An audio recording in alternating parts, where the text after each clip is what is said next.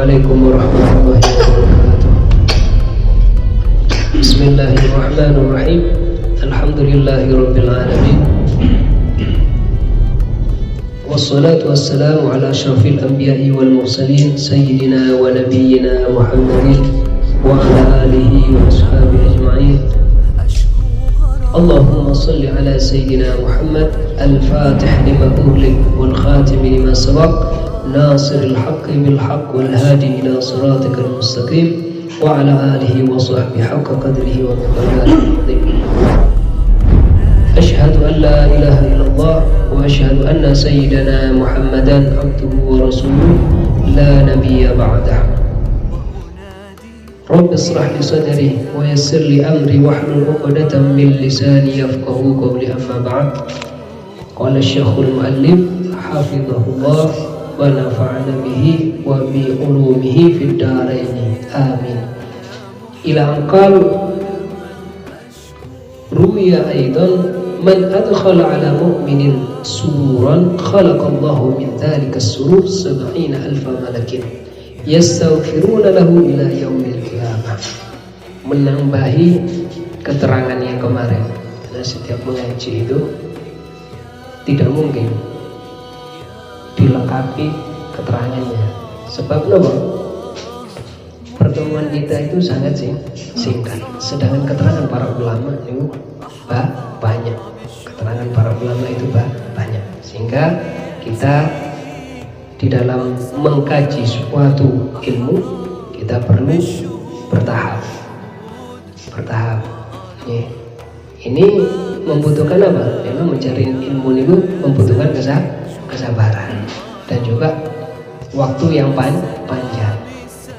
Menuntut ilmu itu bukan cuman dalam waktu, tidak cukup dengan waktu yang singkat. Karena salah satu syarat mencari ilmu adalah apa? Wastibarin wa bulghatin wa irsyadi ustadin. Jadi membutuhkan kesabaran, kesabaran di dalam menuntut ilmu, tuli zamani, dan juga panjang zamannya. Kalau menuntut ilmu tidak bisa dalam waktu singkat. Apalagi yang dikaji adalah ilmunya Allah Subhanahu wa Ta'ala, ilmu agama, tidak bisa singkat. Makanya digambarkan oleh Kanjeng Nabi Muhammad SAW mencari ilmu yang kurang lebih maknanya mencari ilmu itu dari sejak baru dilahirkan sampai masuk liang lahat. Digambarkan seperti itu. Maksudnya apa? Bukan hanya waktu, bukan hanya pembahasannya, bukan hanya tempatnya, tapi juga ilmu yang dibahas pun itu tidak cukup dibahas hanya satu waktu, dua waktu, satu hari, 2 hari, 1 bulan, 2 bulan, tidak cukup. Sangat tidak cukup. Contoh apa? Contoh saja. Misalkan sekarang bulan Rajab, Isra Mi'raj Nabi Muhammad SAW dibahas 1 hari cukup? Tidak cukup. 1 bulan? Tidak cukup. 1 tahun? Tidak cukup. Tidak cukup. Mau dibahas 1 tahun tidak cukup. Sampai pun umur kita habis dibuat untuk membahas Isra Mi'raj, belum cukup umur kita. Belum cukup. Coba kita lihat Isra Mi'raj ini mulai dari awal Kanjeng Nabi Muhammad SAW diisrokan dari Masjidil Haram ke Masjidil Aqsa, kemudian sampai Mi'raj, bertemu langsung dengan Allah Subhanahu wa Ta'ala. Berapa kejadian? Kita mau bahas yang mana? Itu sangat panjang, sangat panjang. Contoh, waktu Mi'raj dengan Nabi Muhammad SAW, Isra dulu lah, Isra dari Mekah ke Masjidil Aqsa, ya. Jadi Masjidil Haram, Mekah ke Masjidil Aqsa. Beliau berhenti di mana, sholatnya bagaimana, dengan siapa, tempat apa itu. Kemudian sampai di Masjidil Aqsa. Di Masjidil Aqsa itu sampai Rasulullah SAW sampai mengingat di mana beliau, di mana tali buruk beliau ditambatkan oleh malaikat. Di mana di situ. Kemudian jagat-jagatnya, tiang-tiangnya Masjidil Aqsa, beliau sampai ingat, jumlahnya sampai beliau ingat. Di mana terakhir beliau ingat. Di situ ada statementnya. Beliau sholat, kemudian sholat dengan para nabi dan rasul sebelum Nabi Muhammad SAW, sampai beliau ini ngobrol-ngobrol sama para nabi. Ya, belum lagi beliau ketika itu bertanya dengan malaikat Jibril, itu dibahas Isra'nya dok, dan cukup. Belum lagi bahas hikmahnya bagaimana. Belum Mi'rajnya Nabi Muhammad SAW. Mi'raj ketika hendak menghadap Allah, Mi'raj ke langit ke-7, kemudian ke Sidratul Muntaha, kemudian bertemu dengan Allah Subhanahu wa taala. Berapa kali beliau ini bertemu dengan kejadian-kejadian, ya, bertemu dengan wanita, bertemu dengan iblis, bertemu dengan ini, bertemu dengan ini. Kalau dijabarkan satu persatu tidak cukup untuk membahas tentang Isra Mi'rajnya Nabi Muhammad SAW. Itu satu Isra Mi'raj, ya.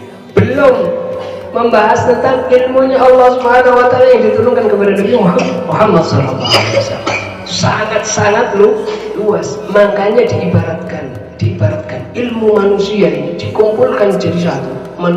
Ilmunya manusia dikumpulkan jadi satu, ya, dibandingkan dengan ilmunya Allah Subhanahu wa taala yang diturunkan kepada Kanjeng Nabi Muhammad SAW.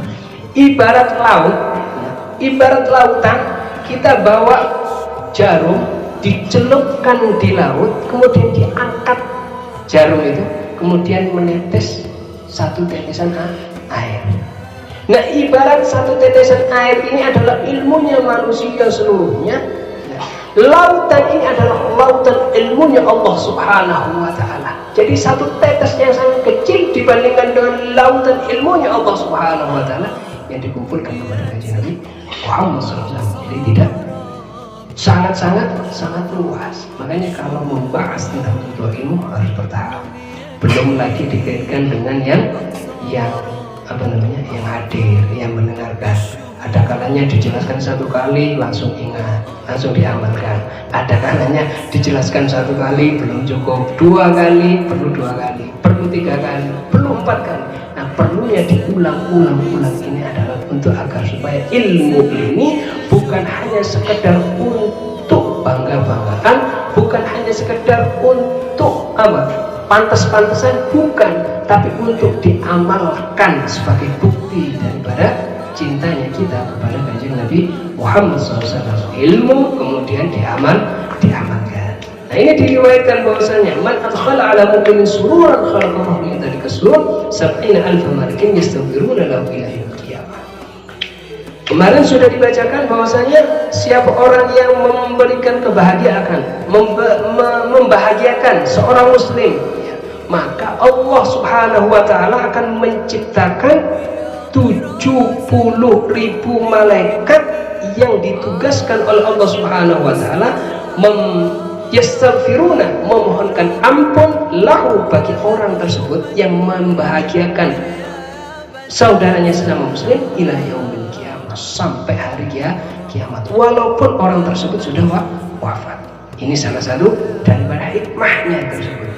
Kemudian warawa Ibnu Abi Dunya an Sayyidina Ja'far bin Muhammad an abihi an jaddihi radhiyallahu anhu an Nabi sallallahu alaihi wasallam annahu qala, diriwayatkan juga oleh Sayyidina Ibnu Abi Dunya an Sayyidina Ja'far, dari Sayyidina Ja'far bin Muhammad an abihi, dari abahnya beliau, an jaddihi, dari kakek beliau, radhiyallahu anhum, semoga Allah meridhai beliau semua, anin Nabi sallallahu alaihi wasallam, diriwayatkan dari Nabi Muhammad sallallahu alaihi wasallam annahu qala, bahwasanya Nabi Muhammad SAW bersabda, ma min mu'minin adkhala ala mu'minin sururan illa khalaqallahu min dzalika surur malakan ya'budullaha wa yumajjiduhu wa yuwahhiduhu.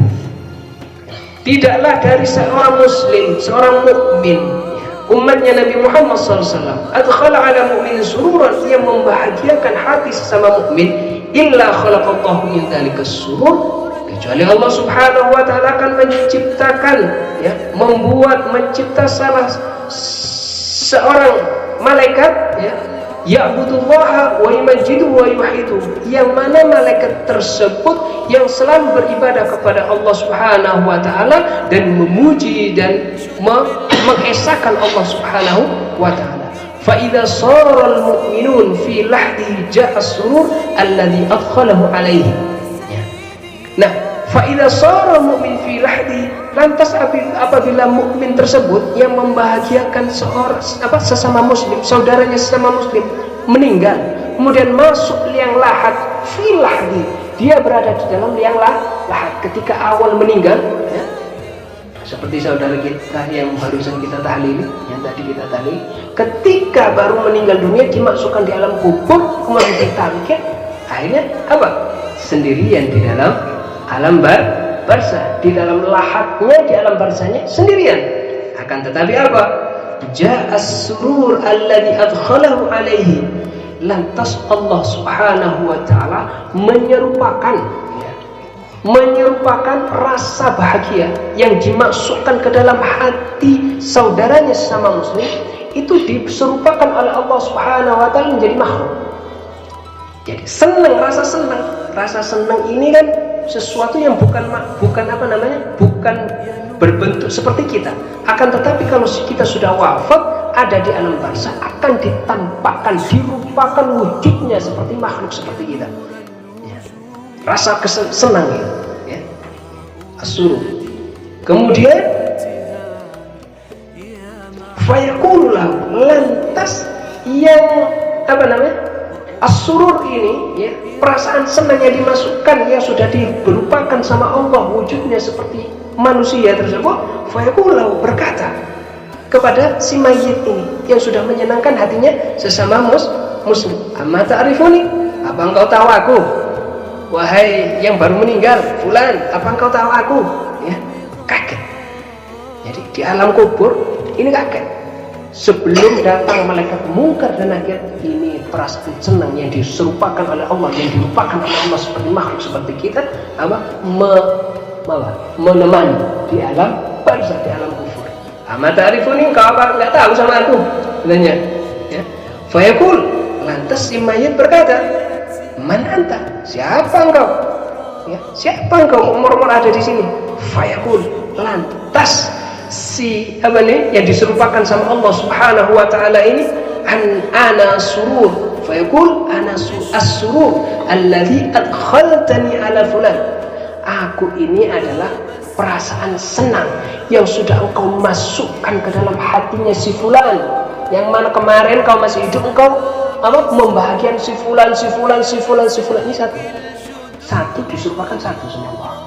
Ya opo, bagaimana kalau misalkan yang dibahagiakan ini 2 orang, 3 orang, banyak orang, berarti yang menyandingi, yang menemani di alam barzah ini bukan hanya satu makhluk surur kebahagiaan tersebut, akan tapi banyak. Ini satu, ya, kepada fulan, nanti kepada fulan lagi, kepada fulan. Berarti tidak kesepian di alam barzah. Jadi kalau kita ada rasa takut ketika kita mati, takut sendirian, bagaimana nanti di alam barzah sendirian? Ada solusi dari Kanjeng Nabi Muhammad SAW. Apa? Senang no, sesama muslim, senang no. Nanti kau akan dapat teman nanti di alam barzah. Dan bukan hanya sekedar teman-teman supaya menemani tok. Ini dilanjutkan, ya. Anal yaum unisu wahsyatak. Hari ini, ya, aku, katanya si as-surur ini yang diserupakan oleh Allah subhanahu wa ta'ala seperti makhluk, seperti manusia, hari ini unis, aku diperintahkan oleh Allah subhanahu wa ta'ala untuk nyenengkan kamu waktu di dunia, menyenangkan saudara sama muslim kamu. Sekarang aku diperintahkan oleh Allah subhanahu wa ta'ala, diserupakan seperti manusia untuk nyenengkan kamu, wahsyataka, dan juga menemani engkau dalam kesepian. Wa ulakinuka hujjataka, lantas aku diperintahkan oleh Allah subhanahu wa ta'ala untuk apa? Untuk mentalkin kamu, untuk menuntun kamu, ya. Menuntun apa? Hujjataka, ketika engkau menjawab pertanyaan-pertanyaan mungkar dan nakir. Jadi ini bukan hanya sekedar menemani diem, tapi ketika ditanya-tanya oleh malaikat mungkar dan nakir, ditanya marabbuka wa man nabiyuka, ini ditalkin, ditonton sama as-surur ini yang sudah disumpahkan oleh Allah Subhanahu wa taala. Rasa senang yang sudah disumpahkan menjadi makhluk oleh Allah Subhanahu wa taala. Senang. Ini tadi. Ya ini. Sesuatu ini menyenangkan hati sesama muslim. Ya, wajatan. Wa utsabbituka bil qawli tsabit. Dan juga aku diutus oleh Allah Subhanahu wa taala untuk menguatkan ucapan kamu. Karena apa? Kalau sudah di alam barzah, malaikat mungkar dan nakir datang, itu pertanyaannya, suaranya malaikat mungkar dan nakir. Kalau di dalam salah satu kitab, lupa saya namanya kitab, di situ disebutkan malaikat mungkar dan nakir suaranya ketika menanyai ahli kubur yang baru meninggal itu seperti halilintar. Man rabbuka wa man nabiyuka, itu suaranya seperti halilintar. Coba bayangkan kalau kita ada di dunia, hujan deras misalkan, di rumah kita tidak ada orang, kita sendirian, mati lampu petang misalkan, malam lagi, kemudian hujan deras petir, tawas halilintar, kira-kira ya apa perasaan kita? Pasti ketakuan.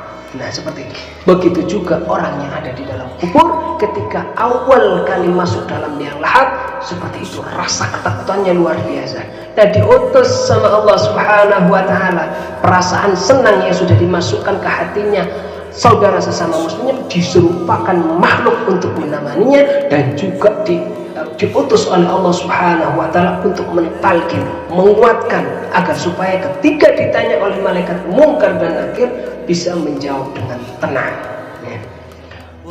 Washhidu bika mashhadal qiyamah, dan aku diperintahkan oleh Allah Subhanahu wa taala untuk menjadi saksi bagi kamu besok di hari kiamat, ya, di tempat yang dikumpulkan di pada mahsyar nanti, ya. Aku diutus untuk menjadi saksi juga bahwasanya engkau adalah orang yang baik yang sudah menyenangkan hati sesama muslim. Washfa'u laka min rabbik, dan aku juga diutus oleh Allah Subhanahu wa taala memberi syafaat pertolongan kepada engkau wahai ahli kubur. Subhanallah. Ya. Wa ulika manzilaka minal jannah, dan aku juga diutus oleh Allah Subhanahu wa taala untuk menunjukkan kepada engkau wahai ahli kubur tempat kamu di surga. Jadi masih ada dalam kubur sudah ditunjuk loh, itu loh, tempat kamu itu di surga sana itu. Nanti kamu akan masuk sana itu. Jadi begitu ada di dalam barzah, tenang saat tenang. Kenapa? Sudah kayak tempatnya di surga. Nah, lihat tempatnya, karena surga ini lihat tok itu sudah senang. Belum masuk lihat tok sudah senang. Mala ainun ra'at, wala udhun sami'at, wala khatar ala qalbi basar. Keindahan surga yang digambarkan oleh Kanjeng Nabi Muhammad SAW. Mala ainun ra'at, tidak pernah mata kita pernah melihat keindahan seperti surga. Misalkan kita di dunia ada tempat yang indah, kalah masih ada dengan surga. Wala udhun sami'at, dan tidak pernah didengar oleh apa? Telinga. Wala khatar ala qalbi basar, dan tidak pernah terlintas di hati manusia ini tentang keindahan surga. Andai kata kita melintas mengangan-angan, oh surga kayak gini, kayak surga seperti ini kenikmatannya, seperti ini, itu masih belum. Wes bayangno yang seenak mungkin wes surga itu ndak ono apa-apa nih sama kenikmatan yang asli yang ada di dalam surganya Allah Subhanahu wa taala. Nah, ini yang disampaikan oleh Kanjeng Nabi Muhammad SAW. Karena menyenangkan hati seorang mukmin ini satu, apalagi dua, apalagi tiga, apalagi tiap hari menyenangkan sesama muslim. Allah, ini suatu nikmat dari Allah Subhanahu wa taala khusus untuk umatnya Kanjeng Nabi Muhammad SAW. Alhamdulillah ala dzalik. Jabru khatirin muslim afdalu minas salah fi jawfil Ka'bah. Jabar khatir ini, jabar itu memaksa, ya, maksudnya memaksa ini mengucapkan menyenangkan seseorang dipaksa nyenangno wong dengan dipaksakan. Maksudnya kalau ada orang misalkan ya memberi hadiah kepada kita, misalkan kita tidak suka welut misalkan, Misalkan ini, ya ini contoh, jangan dianukan. Contoh kita tidak suka welut, moro-moro ada orang ngasih kita hadiah welut. Nah terus kita, wah alhamdulillah, terima kasih, saya suka ini dengan welut ini sukaan saya ini welut ini. Ya, padahal dirinya sebenarnya nggak suka sama welut, cuman jabar khotir, nyeneng no. Nah nyeneng no ya, sebenarnya kita tidak suka. Kasih kopi, padahal kita nggak suka kopi. Ini oh alhamdulillah, bendino saya minum kopi. Padahal nggak pernah minum kopi atau kurang suka sama kopi. Atau misalkan disuguhi apa, atau dikasih apa, misalkan baju, dikasih kopi, dikasih ini, misalkan ya kita kurang suka warnanya, misalkan ya dikasih sama seorang ini, wah seneng langsung dipakai. Langsung, padahal kita sebenarnya mungkin kurang begitu suka, langsung dipakai. Nah itu namanya jabar khotir, nyeneng no, tapi sebenarnya tidak suka. Itu namanya jabar khotir. Nah jabar khotir muslim, apabila kita jabar khotir sama sesama muslim ya, nyeneng no hati ini muslim yang sebenarnya kita tidak suka, misalkan afdal katanya Nabi Muhammad SAW, lebih afdal, lebih bagus minas sholat daripada sholat fi jawfil Ka'bah, sholat di dalam Ka'bah. Kalau ada orang sholat masuk dalam Ka'bah, bagaimana? Luar biasa. Sholat di dalam Ka'bah bisa. Sholat di dalam Ka'bah ini masih kalah ganjarannya indallah di sisi Allah dengan jabar khotir, nyeneng no hatinya muslim. Nah inilah ada pahala yang terkadang kita ini. Nah salaf kita, ulama kita, habaib kita ngamalkan ini. Nah, ini harus kita laksanakan. Ini sesuatu yang remeh tapi pahalanya tinggi di sisi Allah Subhanahu wa Ta'ala. Ini ladang pahala yang luar biasa bagi kita ya, bagi kita. Atau contoh lagi, misalkan kita puasa tapi sunnah ya, puasa sunnah disuguhi orangnya, kita nggak tahu kalau kita puasa ya. Katanya para ulama afdal makan untuk apa? Nyeneng yang masak, nyeneng yang nyuguhi. Kata kita puasa, karena apa? Karena puasa sifatnya sunnah. Nah, menyenangkan hati sama muslim itu sudah mendekati wajib. Bahkan ada sebagian ulama mengatakan wajib menyenangkan sesama muslim. Maka apa? Batalkan. Bahkan di dalam fikih yang pernah kita pelajari ya, kalau puasa sunnah, misalkan kita silaturahmi kepada seseorang, saudara, famili ya, kemudian kita puasa sunnah disuguhi, maka tidak apa-apa. Makanya kita karena menghormati yang menyuguhi itu tidak membatalkan puasa kita. Nah setelah dimakan, karena kita jabar khotir apa, nyenangkan hatinya sama, dilanjutkan puasa kita sampai makan. Dapat dua kita, dapat puasanya, dapat nyenangkan hatinya orang. Bahkan tiga, dapat warak kenyang. Dapat warak kenyang. Ini yang perlu kita lakukan. Jadi ini kalau kita melangkah dengan ilmu, fa insyaallah akan maksimal. An Ibnu Abbas radhiyallahu anhuma, diriwayatkan dari Sayyidina Abbas radhiyallahu an, beliau ini adalah ya famili Rasulullah sallallahu alaihi wasallam, ahli bait Nabi Muhammad sallallahu alaihi wasallam. Sebagaimana sudah dijelaskan kemarin, kalau ahli bait itu bersifat luas, keluarga Rasulullah sallallahu alaihi wa ala alihi wasallam. Kalau dzurriyyah, keturunan beliau, putra putri dan cucu-cucu beliau itu adalah dzurriyyah. Fa'il, Sayyid itu adalah dzurriyyah. Kalau ahlul bait ini bersifat luas, termasuk istri-istri beliau, itu ahlul bait. Ya? Dan juga Sayyidina Abbas ini apa? Anak dari paman beliau. Siapa berarti kalau anak dari paman? Sepupu, misal, ya.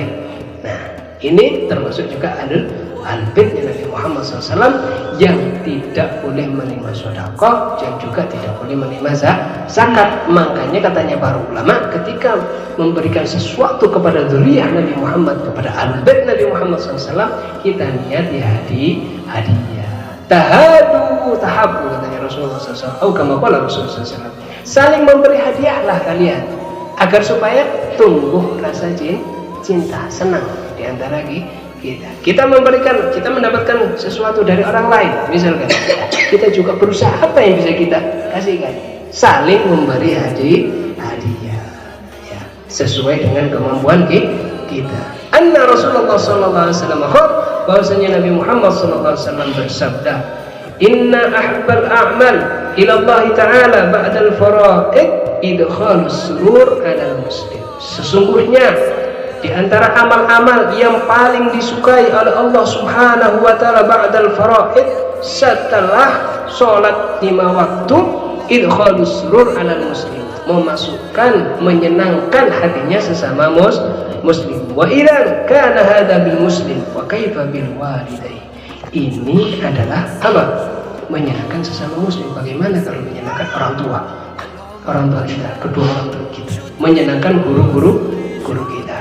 Fa'in fa'idha ta'arada matalan bainal fa'il rawatib wa idkhalis surur 'alal muslim yuqaddimu tsani. Apabila berbarengan, misalkan kita mau melaksanakan sholat 5 waktu, zuhur atau asar misalnya, kok misalkan berbarengan dengan kita ini mau menyenangkan hati semuslim, contohnya ada tamu misalkan, maka kita dahulukan apa? Nyenengno siapa? Tamu, nyenengno hatinya sesama muslim, baru sholat 5 waktu, selama tidak sampai sholat kita terlambat dari waktunya ya. Jadi kita bilang, saya mau sholat, sampean masuk dulu. Kalau sampean mau sholat, ayo sholat sama saya. Nah, seperti itu ya, kita senangkan dulu, terima tamunya dulu supaya senang, baru kita sholat 5 waktu. Kemudian terkait dengan jabrul khatir, sedikit tambahan. Jabar khatir ini kan menyenangkan hati orang yang yang tidak kita, sebenarnya kita tidak suka, cuman kita senang. Kayak orang tadi, seperti contoh tadi, kita tidak suka welut tapi dikasih welut, kita jabar khatir, wah saya suka ini ya. Ini adalah jabar khatir. Tapi kita menyenangkan hati sesama muslim, saudara kita, menurut para ulama adalah sesuatu yang dihalalkan oleh Allah. Tidak boleh kita menyenangkan hati sesama muslim dengan sesuatu yang haram ya. Sesuatu yang haram tidak boleh. Contoh, teman kita suka mabuk-mabukan, cek senang tak tuh kok miras, tidak bisa. Jadi menyenangkan hati sesama muslim ini dengan sesuatu yang halal, yang dibolehkan oleh Allah Subhanahu wa ta'ala. Teman saya kan orang non-Islam, misalkan orang kafir, misalkan dia suka mabuk-mabuk, supaya dia senang. Tidak bisa.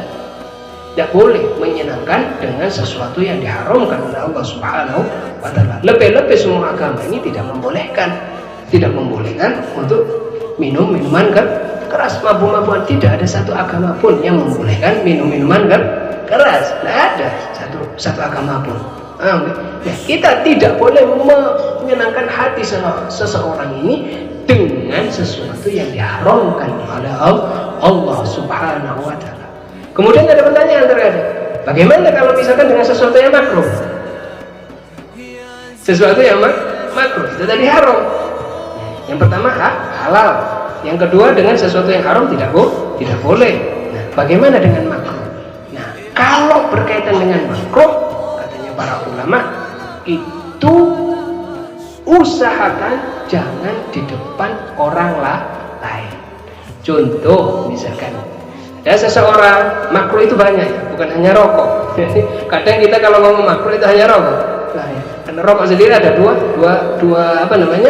hukum, ada yang memakruhkan, ada yang mengharamkan. Kita kalau yang mengharamkan, kita ikut yang mengharamkan, maka tidak boleh, kita mutlak tidak boleh membahagiakan orang dengan memberi rokok kalau kita memakai fatwa yang haram. Nah, kalau misalkan kita memakai fatwa yang makruh, maka kalau kita mau memberikan hadiah berupa rokok, berupa sesuatu yang makruh, misalkan kita ngasihkan jangan di depan umum, di luar.